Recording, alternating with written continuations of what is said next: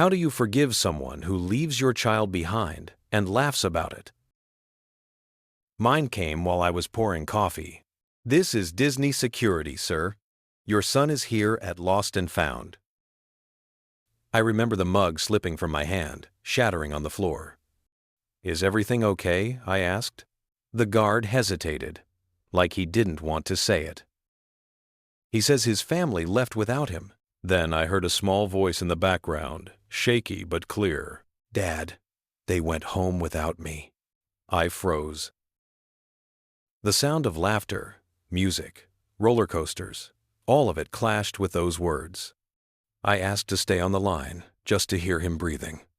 Then, I hung up and called my ex-wife.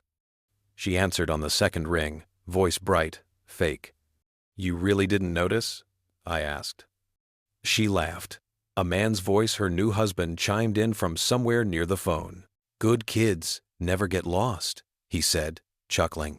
I didn't yell, didn't threaten, didn't give them the satisfaction. Because I already knew this wasn't ending with a phone call. After the divorce, I'd done everything by the book. Custody schedules, pickup logs, every damn safeguard possible. But there were cracks, little ones. The missed calls when our son was sick, the accidents when she'd delay bringing him home. And those quiet digs, your dad's too busy, your dad doesn't care. Her resentment was a poison she fed him in teaspoons. Leaving him behind at Disney? That wasn't carelessness. That was intent. I pictured him there, 6 years old, standing in the middle of a crowd, calling for her while she kept walking. Her parents beside her, smug and silent. And that new husband, the one she started seeing before the ink on our divorce papers, was dry smirking, thinking fatherhood was a joke. I pressed my hand against the counter, not to calm down, but to stay focused. If they wanted to prove they didn't care about my boy's safety, I'd prove they didn't deserve to call themselves family. That afternoon, I drove straight to Orlando. No calls, no warnings. When my son saw me, he ran so fast he nearly fell. His little arms locked around my neck. Did you try to call them? I asked as we walked to the car. Yeah, he said quietly. They didn't answer.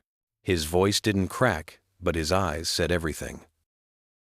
That night, after he was asleep, I sat down at my desk and started collecting. Not feelings evidence.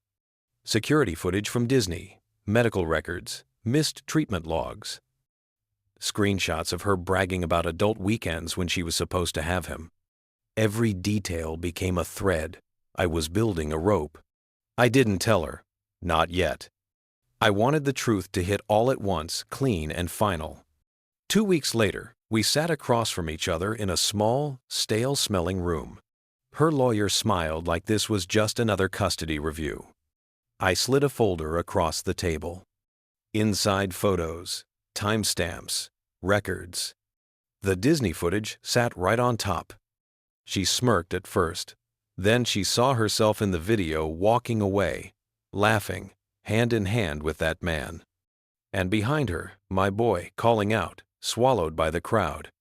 Her smirk died. Her lawyer leaned in, whispering, but she didn't hear him. She just stared at the paper like she could will it to change. You think this proves something? She finally asked. It proves everything, I said. My voice was flat, calm, surgical. The judge didn't take long. Primary custody transferred to me. Her visits restricted and supervised only. When it was over, she caught me in the hallway. Her eyes were red, but there was no apology, just panic. You set me up, she hissed. No, I said. You set yourself up. I just made sure everyone saw it.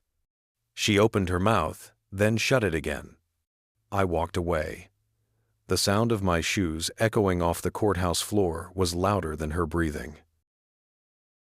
She thought losing me was victory. Now she'd lost him, and she knew exactly why. That night, my son slept in his own bed again. His room smelled faintly of laundry detergent and Lego plastic. I sat in the doorway for a long time, watching his chest rise and fall. I didn't feel relief, not joy, just a quiet certainty. She could laugh all she wanted. Her husband could make jokes about good kids. But now, their jokes were told in a smaller house, on shorter weekends, to an empty chair where my son used to sit. Some call revenge cruel. I call it correction. Because it wasn't about hurting her, it was about protecting him. When I turned off the light, I thought about that call from Disney. And the tremor in my boy's voice. It would never happen again. Because now I held the rope. And I wasn't letting go.